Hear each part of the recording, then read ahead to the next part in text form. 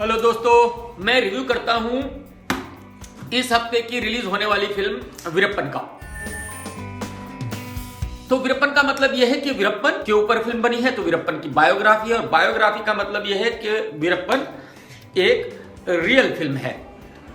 ठीक है, अब समझने की कोशिश करते हैं कि यह फिल्म कितनी रियल है। तो कहानी शुरू ऐसे होती है कि जो फिल्म का हीरो है सचिन जोशी, वो अपनी टीम को बताना शुरू करता है कि एक्चुअली वीरप्पन कौन था।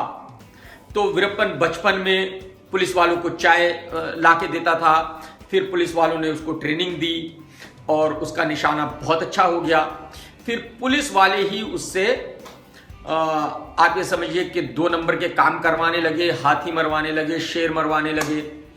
और एक दिन ऐसा हुआ कि फिर वीरप्पन ने उन्हीं पुलिस वालों को मार दिया और खुद बॉस बन गया और ये सारे काम खुद करने लगा। और फिर उनके गांव के जो बहुत लोग थे उसके गैंग में आ गए। और जब गैंग में आ गए तो जाहिर सी बात है फिर बड़े स्टार्स की किडनैपिंग भी की। और जो पुलिस की टीम है वो बनती रही, मरती रही, बनती रही, मरती रही, बट उसको पकड़ नहीं पाए। वीरप्पन ने शादी भी कर ली। वो जो जिससे शादी की वो उसके साथ नहीं रहती थी, उसको भी पुलिस उठाती है, फिर वो गांव में रहने लगती है। फाइनली कहने का मकसद ये है कि फिल्म चलती रहती है। पूरी फिल्म में जो है वो यही है कि पुलिस वीरप्पन को पकड़ने की कोशिश कर रही है और वीरप्पन भाग रहा है। यहां पे पुलिस को ज्यादा दिखाया गया है, वीरप्पन को कम दिखाया गया है। बट फाइनली एक दिन वीरप्पन मारा जाता है और पुलिस की जीत होती है। अब ये कहानी तो वही है जो हकीकत में थी। इस कहानी में सबसे बड़ी प्रॉब्लम जो मुझे लगी है वो ये है कि क्योंकि फिल्म का नाम वीरप्पन है तो पूरी फिल्म में वीरप्पन होना चाहिए था। तो वीरप्पन पूरी फिल्म में तकरीबन 25-30 मिनट के लिए है और बाकी पूरी फिल्म में जो पुलिस ऑफिसर है सचिन जोशी, उसकी कहानी है, या फिर वीरप्पन की जो वाइफ है और लीजा जो स्पाई है उनकी कहानी है।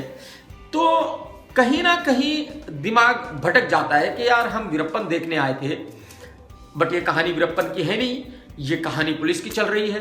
कुल मिला के मेरे लिए कहानी इंटरेस्टिंग थी। डायलॉग्स ठीक ठाक थे और रामू जी की फिल्मों में डायलॉग्स लिखे नहीं जाते। पहले डायलॉग्स ऐसे होते हैं कि जब एक्टर शूटिंग करने आते हैं तो रामू जी उनको बताते हैं कि भाई आपका सीन ये है, आपका सीन ये है, तो आप अब अपने हिसाब से, मैं ऐसा समझता हूं कि आपको ये बोलना चाहिए और इनको ये बोलना चाहिए। और वहां पे फिर वो इम्प्रोवाइज करते हैं, वो अपने हिसाब से कुछ डायलॉग सोचते हैं कि हाँ यार मेरा कैरेक्टर ये है तो इस हिसाब से मुझे ये डायलॉग्स बोलने चाहिए। तो वो बहुत रियल डायलॉग्स होते हैं और यहाँ डायलॉग्स ठीक ठाक है। फिल्म के प्रमोशन में 1-2 गाने दिखाए गए थे, जैसे जरीन खान का था, एक आध और था, बट वो फिल्म में नहीं है। तो इसका मतलब वो सिर्फ प्रमोशनल सॉन्ग्स थे। एक्शन बढ़िया है, बहुत मतलब रियल लगता है जब गोलियां वगैरह चलती है, मारधाड़ होती है।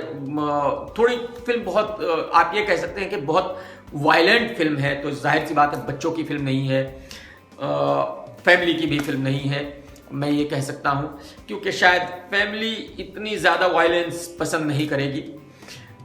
लोकेशंस बहुत ही जबरदस्त है, बहुत ही बढ़िया लोकेशंस है। रामू जी ने लोकेशंस पे बहुत मेहनत की है और वो उन लोकेशंस को दिखा पाए हैं। कैमरा वर्क भी बहुत बढ़िया है।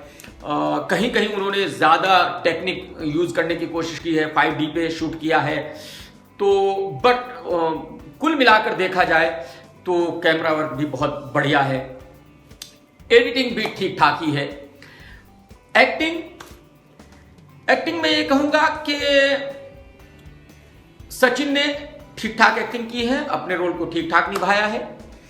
और लीसा को बेचारी को इतने सालों के बाद भी एक्टिंग नहीं आती, वो जब बोलती है तो कुछ अजीब लगता है। तो कुल मिला के वो लीसा जो है बहुत कमजोर है। वीरप्पन के रोल में एक्टर बहुत बढ़िया है, बहुत बढ़िया है। उसने बहुत ही बढ़िया एक्टिंग की है, अपने रोल को उसने जबरदस्त तरीके से निभाया है। जो वीरप्पन की वाइफ है, उन्होंने भी अपने रोल को बहुत खूबसूरती से निभाया है। तो मैं कुल मिलाकर ये कहूंगा कि फिल्म में अगर एक्टिंग के मामले में सबसे जबरदस्त रहे तो वो वीरप्पन और उनकी वाइफ के रोल में दोनों एक्टर्स ने कमाल किया है। डायरेक्शन रामू जी ने बढ़िया फिल्म बनाई है। आप ये कह सकते हैं कि पूरी फिल्म में थ्रिलर है, स्टार्ट टू फिनिश आप देखते रहते हो कि भाई अब इसके बाद क्या होने वाला है, अब इसके बाद क्या होने वाला है। और टेक्निकली तो बहुत साउंड है ही। तो मैं ये कह सकता हूं कि कुल मिलाकर उनका डायरेक्शन अच्छा है। वो एक थ्रिलर बना पाए हैं जिसको लोग देखते रहेंगे, लोग बोर नहीं होंगे। अब इस फिल्म के माइनस पॉइंट क्या हैं? देखिए, फिल्म की सबसे बड़ी कमजोरी, फिल्म में म्यूजिक नहीं है, फिल्म में रिलीफ का एक सीन भी नहीं है। तो यानी बहुत हैवी फिल्म है, यानी एंटरटेनमेंट की बहुत ज्यादा कमी है। फिल्म के जो एक्टर्स हैं वो बिल्कुल नोन नहीं है। और आज की तारीख में जो हिंदी ऑडियंस है वो थिएटर में जाते हैं एक्टर्स को देखने। तो जब एक्टर्स बिल्कुल नोन नहीं है तो फिर लोगों का थिएटर तक जाना बड़ा मुश्किल होगा। फिल्म फैमिली फिल्म नहीं है, तो जो फैमिलीज हैं वो फिल्म देखने नहीं जाएंगी। जो यंग जनरेशन है, जो गानों के लिए, डांस के लिए, इश्क के लिए फिल्म देखती है, यानी कॉलेज क्राउड्स, वो भी नहीं जाएंगे क्योंकि वो चीजें भी फिल्म में नहीं हैं। तो मैं कुल मिलाकर इस फिल्म को देता हूं 2 स्टार। और मुझे ऐसा लगता है जैसे आज ओपनिंग सुबह में बहुत कमजोर थी, तकरीबन 10-15% थी, और वो ओपनिंग शाम तक होते होते शायद मेरे ख्याल में 15-20% हो सकती है। फिल्म तकरीबन 1200 थिएटर्स में रिलीज हुई है, स्क्रीन्स में।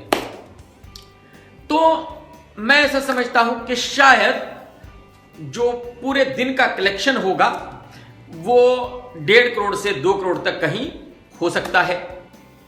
और इसका मतलब ये हुआ कि वीकेंड तकरीबन 4 से 5 करोड़ का हो सकता है।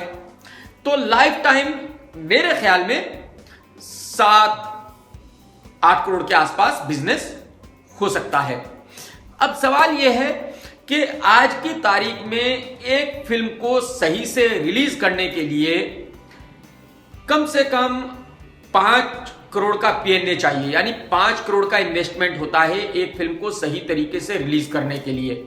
तो ये जो मैंने कलेक्शन बताए हैं, इसमें से शेयर जो प्रोड्यूसर के पास आएगा वो तकरीबन आप ये कह सकते हैं कि शायद 3-3.5 करोड़ का शेयर आए। तो इसका मतलब ये हुआ कि फिल्म में बहुत ज्यादा नुकसान होगा। अब हमारी दुआ है अल्लाह करे कि भाई नुकसान ना हो। इसके बाद अगर आप फिल्म देखने जाना चाहते हैं तो जाइए और देख करके बताइए कि मेरा रिव्यू सही था या गलत था। मैंने अपनी तरफ से पूरी कोशिश की है आपको ईमानदारी से सब कुछ साफ साफ बताने की, क्योंकि मैं नहीं चाहता कि मेरी वजह से कोई फिल्म आप मिस करें, और मैं ये भी नहीं चाहता कि आप किसी फालतू फिल्म पे अपने पैसे बर्बाद कर दें। तो मैंने सब कुछ बता दिया। अब आप लोग डिसाइड कीजिए कि आप ये फिल्म देखना चाहते हो या नहीं देखना चाहते।